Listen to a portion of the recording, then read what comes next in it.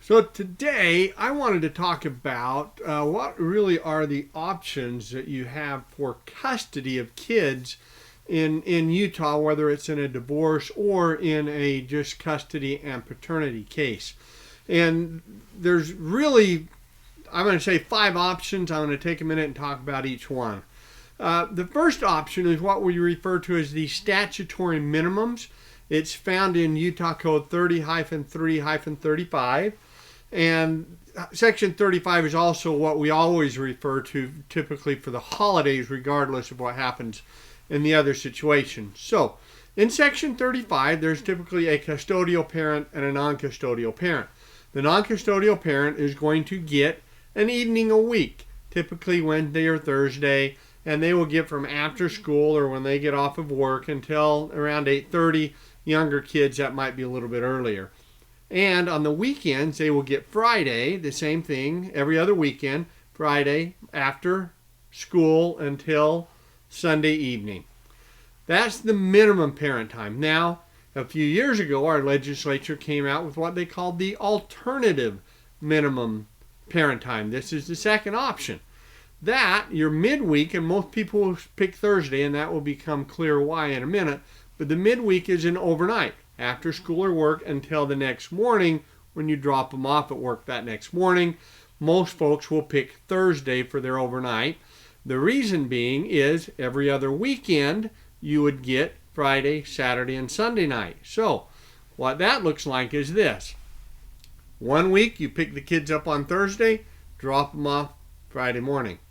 The next week you pick the kids up on Thursday, drop them off Monday morning at school, or return them home on Monday, whatever the case may be. So that is the alternative minimum, and that is found in Utah Code 30-3-35.1. Now this year, the legislature has done something brand new.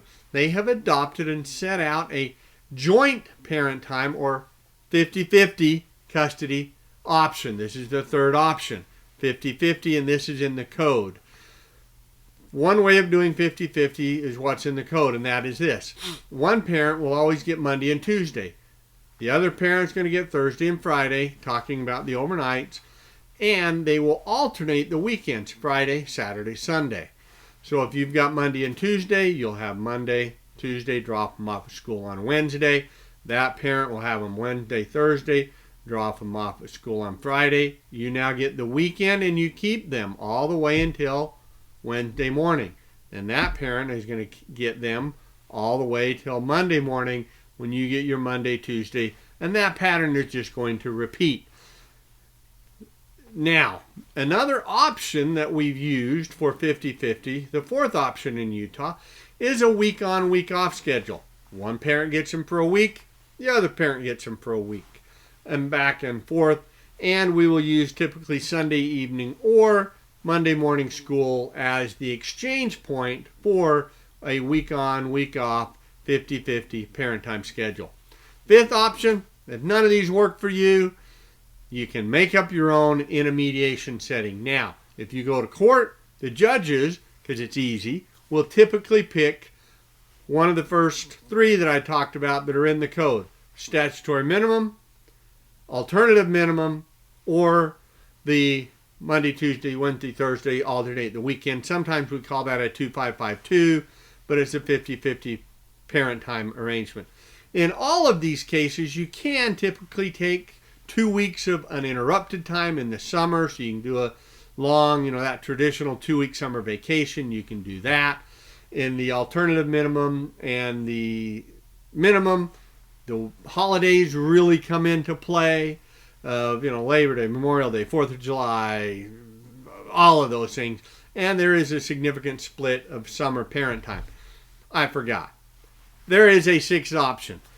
Those first are when you live close to each other. The other one is the relocation statute. If you live more than 150 miles away, there is a default. It's pretty complex, but it basically boils down to the non-custodial parent doesn't have primary custody, will get a 50-50 division of the big holidays. Typically that was going to be fall break, Thanksgiving break, the Christmas holiday break, and spring break of the school year, and then half of the summertime. And they can get 1 weekend a month, typically in those weeks that maybe they didn't get spring break, or they work that out. So those are your options for custody in Utah. And if you've got any questions, we'd love to have you contact our office and ask those questions and let us try and explain these to you and maybe help you create a custom plan if that's what you need in your life.